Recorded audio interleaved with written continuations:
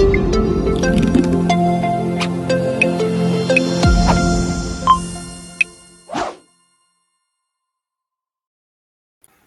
everyone, welcome back to our YouTube channel. In the previous video, we learned about components of Power BI.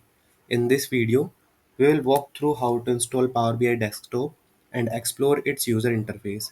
It's our very first step towards becoming a Power BI Pro. We can download Power BI Desktop directly from Microsoft Store, and we can also download it from searching through browser. Here are the steps for installation given for the user's reference. Now we will learn about Power BI user interface. When you open Power BI, you will see a dialog box.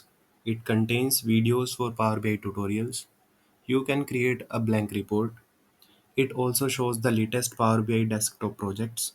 You can also open the existing reports using the Open Other Reports link. Let's start from the ribbon at the top. At the top, there is File, Home, Insert, Modeling View, and Help tab, from where you can access various functions of Power BI. The canvas at the center is where you will create data visualizations using various charts and graphs. At the bottom, we have the options to add more pages to our Power BI report and add visualization. In the right, three panes are present. They are data visualizations and filters. And that's it. We will learn the remaining user interface part in the next video.